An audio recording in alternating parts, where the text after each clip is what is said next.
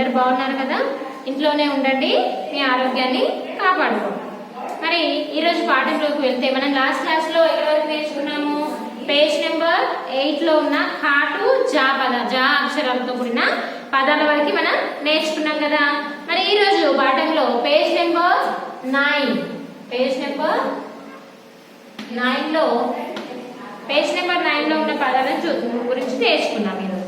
మరి పాఠంలోకి వెళ్లే ముందు పాఠ్య పుస్తకము, పెన్సిల్, రబ్బర్ తీసుకొని మీరు రెడీగా కూర్చోవాలి. ఓకేనా? పాఠంలోకి వెళ్దామా? ఓకే. పేజ్ నెంబర్ 9 జా జడ వరకు మనం లాస్ట్ క్లాస్ లో నేర్చుకున్నాం కదా. ఇప్పుడు ఒత్తు జా జా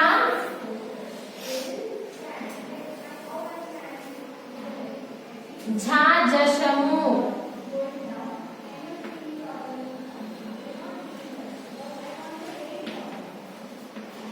జశము అంటే ఇక్కడ పిక్చర్ లో ఏమి ఇచ్చారు చూడండి. జశము అంటే ఫిష్, చేపని మనము జశము అని అంటాం. జశాన్ని చేప అని కూడా అనొచ్చు. చేపని జశానికి ఇంకొక పేరు చేప. చేపని ఇంగ్లీష్ లో ఏమంటాం మనము? ఫిష్. FISH ఫిష్ కదా.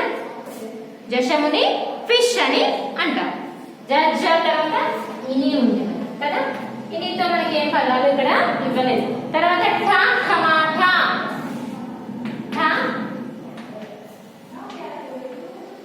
టమాటా టమాటా ఏమంటారు తెలుగు? టమాటా మీ అందరికి తెలుసు కదా. మీ ఇంట్లో ప్రతి ఒక్కరి ఇంట్లో కిచెన్ లోకి వెళ్తే మీకు కూరగాయలలో ప్రతి కర్రీస్ లో కూరలో మనం కంపల్సరీగా టమాటా అనేది వాడుతూ ఉంటాం కదా.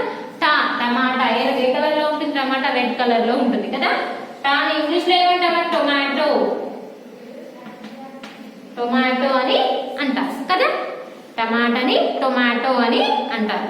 ఠా కంఠము. కంఠము కంఠము అంటే నెక్. మీ అందరి కంఠం ఉంది కదా, నెక్. ఇది మెడ. కంఠంని మెడ అని కూడా అంటాం. కంఠం అంటే మెడ. మరి ఇంగ్లీష్ లో ఏమంటాము? NECK neck. నెక్ అని అంటాం అనమాట. కంఠము అంటే నెక్. NECK neck. కంఠము నెక్, మెడ. మన తలకి మొండానికి బాడీకి మధ్యలో ఉండేది నెక్, మెడ. మెడతో మొండెం అటాచ్ అయ్యి ఉంటుంది. తల మనకి ఇక్కడ వరకు తల కదా. తలని మన బాడీ పార్ట్స్ ని, మన శరీరాన్ని, బాడీని కలిపేది మధ్యలో మెడ అనమాట. దీన్ని కంఠము అని అంటాం. మెడ, నెక్.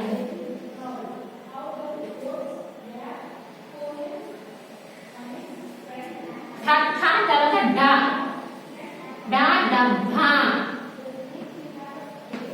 డబ్బా అంటే బిన్, బాక్స్ అని కూడా అనొచ్చు కదా.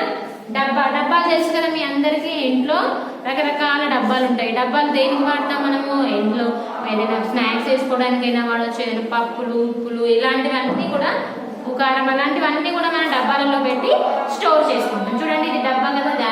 క్యాప్ ఉన్న డబ్బాలు ఉంటాయి, క్యాప్ లేని డబ్బాలు కూడా మనకి ఉంటాయి అనమాట. కాబట్టి ఇదేంటి? డబ్బా. దాంతో కూడి జా జశము అంటే ఫిష్. ఇని ఠా టమాటా అంటే టొమాటో. ఠా కంఠము నెక్. డబ్బా అంటే BIN బిన్. తర్వాత ఏముంది? అనా. అనా అంటే రణము.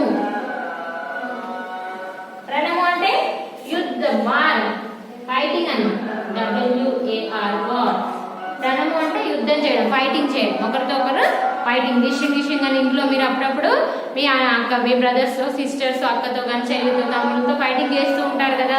అదే దాన్ని ఫైటింగ్, రణం, యుద్ధం చేసుకోవడం అంటాం. అదేవిధంగా పూర్వకాలంలో చూడండి, యుద్ధాలలో రాజులు ఒక రాజ్యం నుంచి ఒక రాజ్యం నుంచి ఇంకొక రాజ్యం నుంచి అలా యుద్ధాలు చేస్తూ ఉన్నప్పుడు ఫైటింగ్ చేస్తుంటారు కదా, దాన్ని రణము అంటాం, యుద్ధము. ఇక్కడ చూడండి పిక్చర్ లో మీకు ఫైటింగ్ చేస్తూ ఖడ్గాలు పట్టుకొని కత్తులతో ఫైటింగ్ చేస్తున్నట్టు ఇక్కడ పిక్చర్ లో ఇచ్చారు. రణము అంటే వార్ అన్నమాట. WAR war. అన్న వరకు అయిపోయింది. అందరూ రాశారు కదా. మీరు ఇంగ్లీష్ లో కూడా బాక్స్ లో మీ టెక్స్ట్ బుక్ లోనే తెలుగు పదం కింద అయినా పైన అయినా పెన్సిల్ తో బ్రాకెట్స్ లో ఇంగ్లీష్ లో మీనింగ్స్ రాసుకోవాలి. ఎందుకంటే ఎగ్జామ్ లో మీకు అడుగుతారు కాబట్టి. ఇది రబ్ చేస్తున్నాను.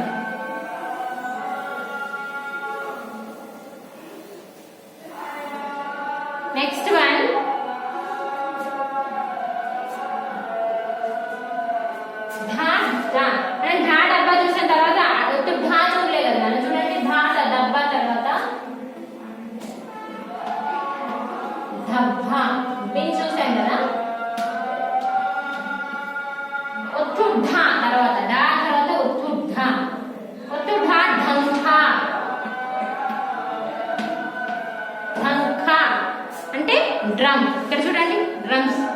డ్రమ్స్ కొడుతూ ఉంటారు, డ్రమ్స్ ప్లే చేస్తూ ఉంటారు కదా ఏదైనా ఫెస్టివల్స్లో కానీ లేక మ్యారేజెస్లో పెళ్లిళ్ళలో కూడా డ్రమ్స్ కొడుతూ డాన్సులు చేస్తూ ఉంటారు కదా, దాన్ని డ్రమ్ అంటారు. డంకా చూడండి ఇక్కడ డంకా, ఒత్తుడా, ఢా తర్వాత ఒత్తుడా, ఢంకా, డ్రమ్.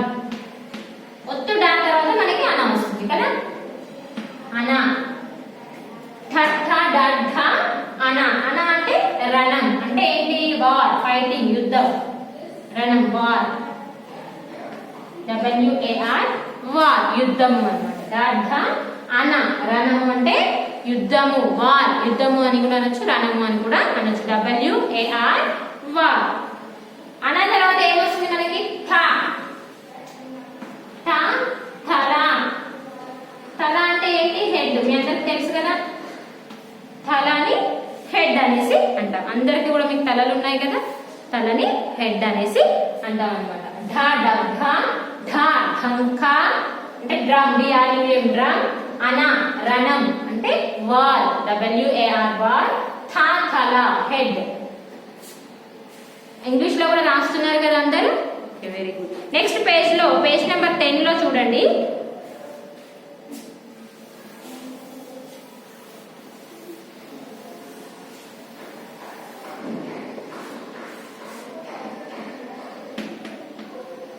పేజ్ 10 లో థా వరకు అయిపోయింది కదా, థా తల. తర్వాత ఒత్తు థా, ఒత్తు థా, రథం. రథాన్ని ఇంగ్లీష్ లో ఏమంటాం మనం, రథం అంటే ఏంటి తెలుసు కదా మీ అందరికి. రథం అంటే రథంలో కూర్చోబెట్టి దేవుణ్ణి ఊరేగిస్తూ ఉంటారు కదా పండగలప్పుడు, శ్రీరాముడు శ్రీరాముని, అదే విధంగా వినాయక చవితి అప్పుడు వినాయకుడు కూడా వెహికల్స్ లో పెట్టి తీసుకెళ్తూ ఉంటారు. అదే శ్రీరామనవమి అప్పుడు అలాంటప్పుడు శ్రీరాముని మ్యారేజ్ పెళ్లి చేసిన తర్వాత, వివాహం అయిన తర్వాత, శ్రీరామ కళ్యాణం అయిపోయిన తర్వాత రథంలో కూర్చోబెట్టి ఊరేగిస్తూ ఉంటారు కదా. రథం అంటే ఇంగ్లీష్ లో ఏమంటారు, చారియట్స్. నెక్స్ట్ థా తర్వాత ధా, దండ. ఇంగ్లీష్ లో గార్లాండ్. దండ ఇంగ్లీష్ లో గార్లాండ్ అని అంటాం అనమాట. గార్లాండ్ అంటే తెలుసు కదా, దండని ఎవరేసుకుంటారు ఏదైనా మ్యారేజెస్ లో జరిగినప్పుడు, పెళ్లిళ్ళలో ఒకరు అమ్మాయి అబ్బాయి దండలు వేసుకోవడం అనేది జరుగుతుంది. ఏదైనా ఫెస్టివల్స్ అప్పుడు కూడా, లేకపోతే దేవుడికి కూడా పూలమాల వేస్తూ ఉంటారు కదా, దాన్ని మనము దండ, అన్ని పూలను కలిపి ఒక దండలాగా దారంతో కడతారు, దాన్ని దండ అంటారు. ఈ విధంగా ఉంటుంది కదా, దండ. తర్వాత ఒత్తు ధనము. ధనము అంటే మనీ. చూడండి మనీ చూసారు కదా మీకు, నోట్ 50 రూపీస్ నోట్. ధనము పైసలని, మనీని మనం పైసలని కూడా అంటాం కదా, మనీ అన్నమాట. నోట్స్ అని అంటాం కదా, 1 rupee note, 10 rupees note, 50 rupees note. ఇది ధనము అనమాట. ఎగ్జాంపుల్, ఉదాహరణ. ధనము. తర్వాత నగ అంటే ఆర్నమెంట్.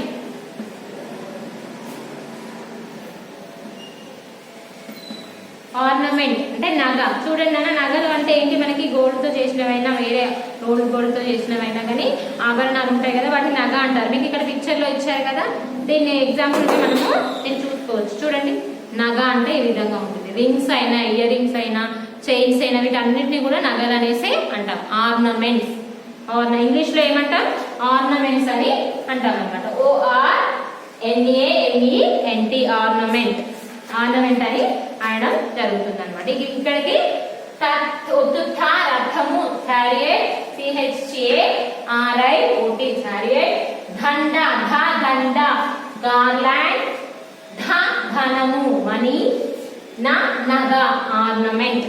ఇక్కడ వరకు ఈ రోజు పాఠంలో ఏం నేర్చుకున్నాం మనము, ఎక్కడి నుంచి స్టార్ట్ చేసాం, జాటు, ఒత్తు జాటు, నా వరకు పదాలని నేర్చుకోవడం అనేది జరిగింది. ఒకసారి చదవండి, నేను చదువుతాను ఆశపడు. రథము, చారియట్, CHARIOT, చారియట్. ఇది దండ, గార్లాండ్, GARLAND, గార్లాండ్.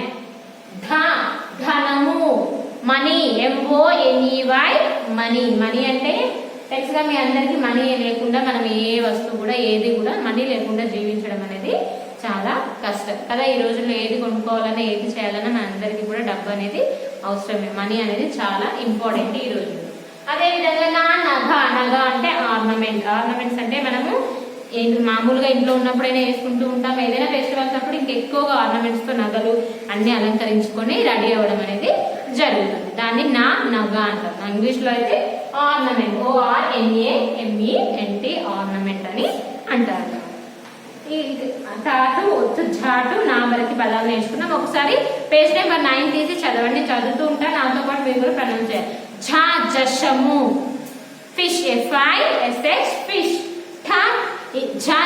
ఇని టమాటా, టమాటా ఇంగ్లీష్ లో ఏమంటారు? Tomato, TOMA tomato. కంఠము, కంఠము అంటే నెక్, NECK నెక్. డబ్బా, BIN బిన్. ఢంకా, DRUM డ్రమ్. రణం, వార్, WAR వార్ అని ఇంగ్లీష్ లో. తల, HEAD హెడ్. రథం, చారియట్, CHARIOT చారియట్. ధనం, దండ, గార్లాండ్, GARLAND గార్లాండ్. ఒత్తుద్ధ, ధనము అంటే మనీ, MONEY మనీ. నగ, ఆర్నమెంట్. నగని ఇంగ్లీష్ లో ఏమంటాము? ఆర్నమెంట్ అంటాం. ORNAMENT ornament. ఇక్కడతోటి నాతో కూడిన పదాలు అయిపోయి. కింద ఆబ్జెక్టివ్ గురించి మనం రేపటి క్లాస్ లో చూసుకున్నాము. మరి హోంవర్క్ వచ్చేసి లెర్న్ అండ్ రైట్. హోంవర్క్ ఏం రాస్తారు? Learn and right. Page number 9 పదాలు one time in homework book. ఇది వచ్చేసి మీకు హోంవర్క్ అన్నమాట. నెక్స్ట్ క్లాస్ లో మనం ఆబ్జెక్టివ్ ఉంది కదా పేజ్ నెంబర్ 10 లో, ఆబ్జెక్టివ్ అండ్ నెక్స్ట్ పార్ట్ అరా వరకు బండిరా వరకు పదాలు ఉన్నాయి, అక్షరాలతో కూడిన పదాలు నేర్చుకుందాం. Okay children, God bless you.